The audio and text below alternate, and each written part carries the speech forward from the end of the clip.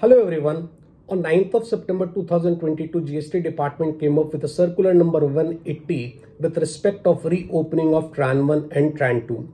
This was done after a decision by Supreme Court in the case of Philco Trade. This decision was taken previously. It was supposed to open from 1st of September, but now finally it will be opening from 1st of October till 30th November. So every taxpayer will be getting a window of 2 months in which they can rectify their earlier filed Tran 1, Tran 2, and even if they missed to file this, they can now file this Tran 1 and Tran 2 to avail the transitional credit. In this particular circular, some guidelines were given.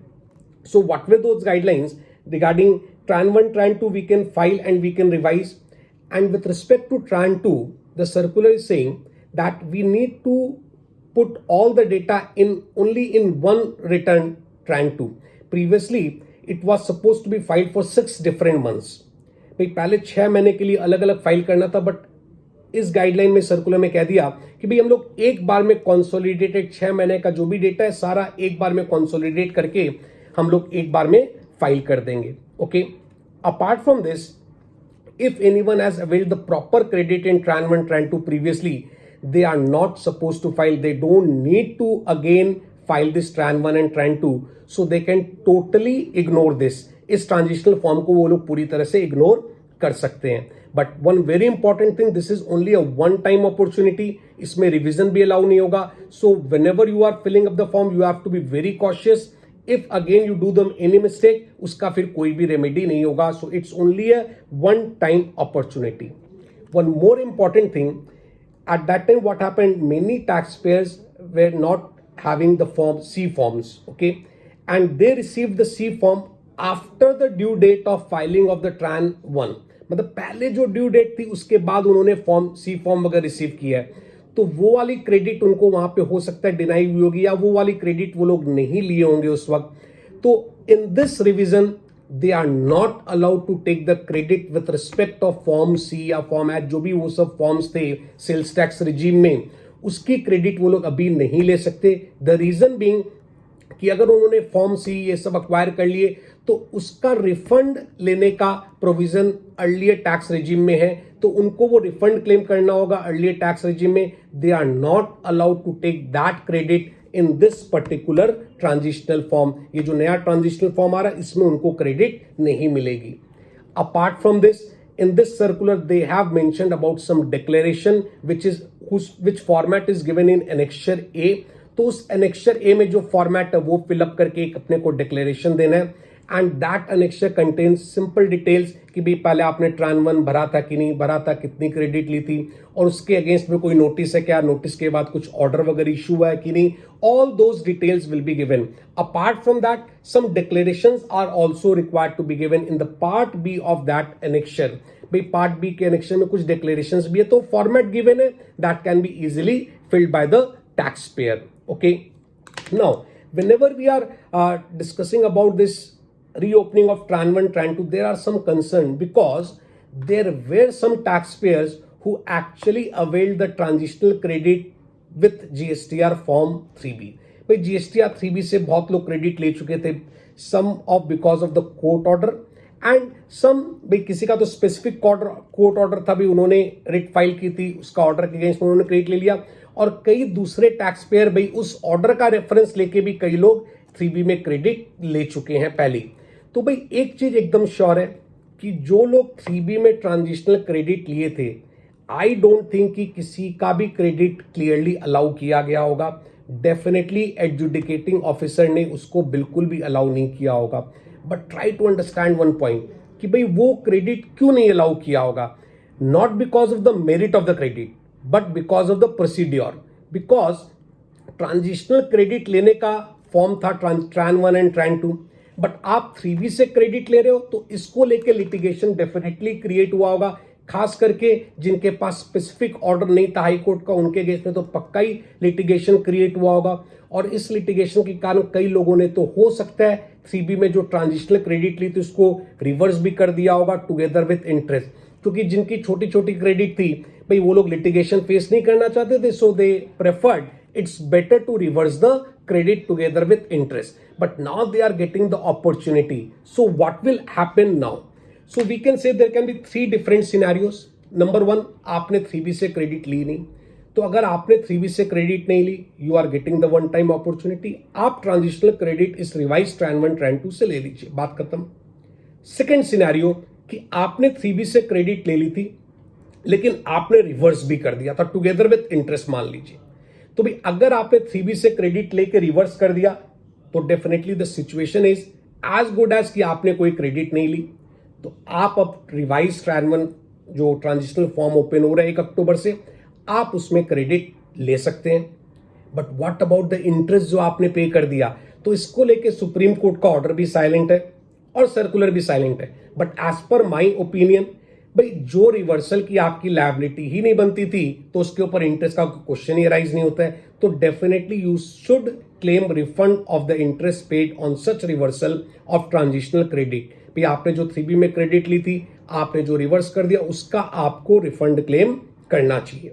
Okay, third situation ये थी कि भी आपने GSTR 3B में credit लिया था और आपने अभी तक रिवर्स भी नहीं किया है। ओके, तो अगर आपने रिवर्स नहीं किया तो हो सक रहा है लिटिगेशन भी चल रहा होगा, उसका नोटिसेस वगैरह भी आई होगी। तो डेफिनेटली इस सिचुएशन में माय ओपिनियन इज आपको बिल्कुल रिवाइज ट्रैन 1 भरना चाहिए। उसमें आप क्रेडिट लो, सारी बातें डिस्क्लोज करो, आप ये डिक्लेरेशन भी दो कि हाँ हमने क्रेडिट ली थी। तो वो क्रेडिट क्या होगी? अगर सारी चीजें ठीक है तो इस रिवाइज ट्रैन 1 ट्रैन 2 में आपकी वो क्रेडिट रेगुलराइज हो जाएगी। इसको लेके एक कंफ्यूजन है कई टैक्स पेयर्स को। भाई उनका कहना है कि नहीं, इस सर्कुलर में लिखा है कि अगर कोई लिटिगेशन चल रहा है तो you have to go through appeal.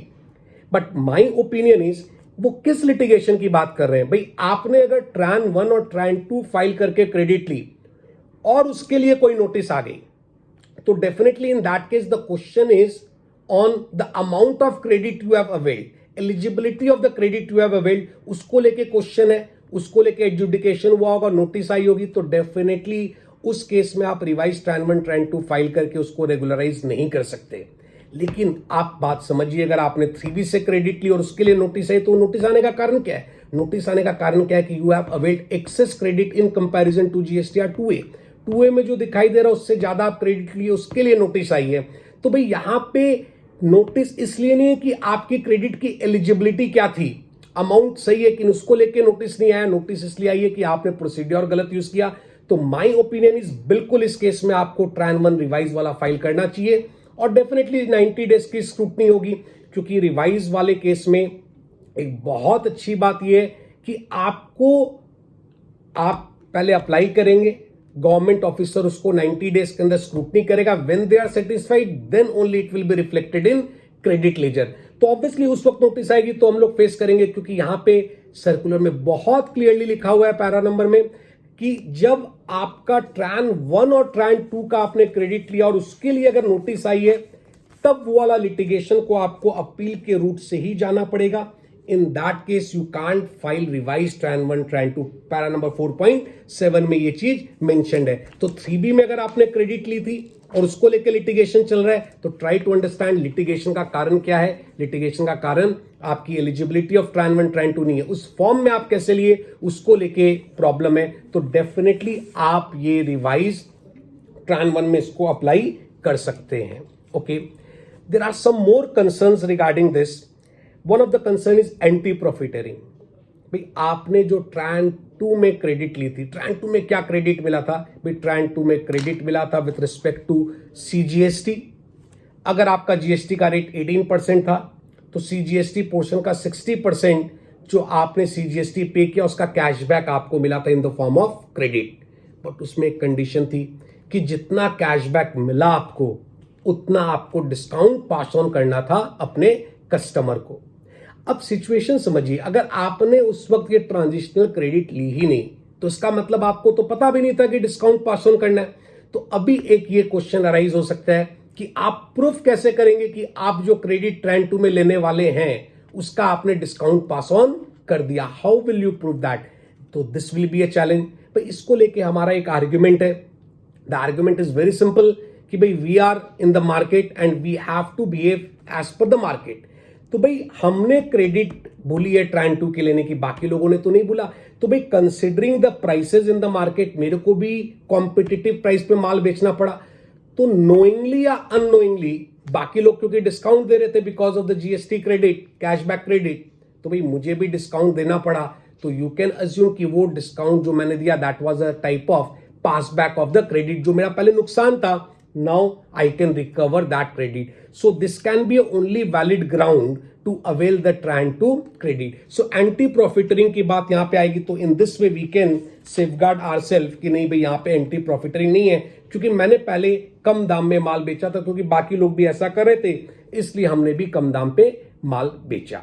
Okay, अब एक क्वेश्चन और अराइज हो रहा है यहां पे कि भाई इसका अकाउंटिंग ट्रीटमेंट क्या होगा, what will be the accounting treatment of the credit that you will be availing. तो इसमें दो सिचुएशन हो सकती है कि भाई जब आपने फर्स्ट ईयर में जब अकाउंटिंग की थी ट्रान 1 के टाइम पे, हो सकता है कि आपने ट्रान 1 फिल करने में गलती की, लेकिन आपने अकाउंटिंग सही करके प्रोविजन पहले ही बना लिया था कि भाई मेरे को क्रेडिट मिलेगी। In that case accounting treatment is very simple, जो आपका एसेट क्रिएटेड है वही क्रेडिट लेजर में आईटीसी में कन्वर्ट हो जाएगा। बट जिन्होंने कोई भी प्रोविजन नहीं बना रखा था, डेफिनेटली ये जो भी क्रेडिट आएगी वो उसके लिए इनकम होगी, उसके ऊपर आपको इनकम टैक्स पे करना होगा। तो यू कैन अज्यूम कि भाई आपको जो क्रेडिट मिलेगी उसका 75% बेनिफिट मिलेगा, 25% will be taken away in the form of taxes. One very good thing in this reopening of TRAN 1 TRAN 2 is that कि government is not straight away giving the credit. भाई आपको पहले apply करना होगा, officer scrutiny करेगा, and when the officer is satisfied तब आपके credit ledger में रिफ्लेक्ट करेगा। सो इन दिस वे लिटिगेशन वहीं पे खत्म हो जाएगा। क्या होता है, कोई भी चीज बाद में जब पता चलती है, साल 2 साल बाद, we have to pay interest and penalty, तो एटलीस्ट वो नहीं लगेगा। Whatever will be the fate that will be decided within 90 days of the submission. आप जब जो भी डेट होगा उसके 90 डेज के अंदर में गवर्नमेंट के जो ऑफिसर्स उनको वेरीफाई करके ये क्लेम या तो पास करना होगा या रिजेक्ट करना होगा। रिजेक्ट होगा डेफिनेटली बाकी अपील प्रोसीजर वगैरह रहेगा, एडजुडिकेशन प्रोसीजर, फिर अपील रहेगा ही। तो अननेसेसरी यहां पे हम लोग का लिटिगेशन कॉस्ट और इंटरेस्ट और पेनल्टी सेव होगी। So this is also good part of this circular. सो ओवरऑल भाई ये सर्कुलर डेफिनेटली हेल्प करेगा, but some questions are still there कि भाई हम लोग ने जो पहले जीएसटीआर 3B में रिवर्स करके इंटरेस्ट पे कर दिया उसका रिफंड मिलेगा कि नहीं, एंटी प्रॉफिटरिंग वाले का वो लोग क्या स्टैंड लेते हैं। सो this is worth watching, let's see what happens, but this is the opportunity. And I से यू वन मोर थिंग, भाई जिन लोगों का भी प्रोडक्ट का जीएसटी रेट 12% और 18% है, और जो पहले अर्स्टवाइल रिजिम में वैट या एक्साइज या वो सब में आप रजिस्टर्ड नहीं थे, तो बिल्कुल आपको रीअसेस करना चाहिए कि आपने उस वक्त क्रेडिट ली थी कि नहीं, ठीक है, और अगर ली थी तो आपने प्रॉपर क्रेडिट ली थी कि नहीं। So it's again a one time opportunity, don't miss this time. Thank you so much.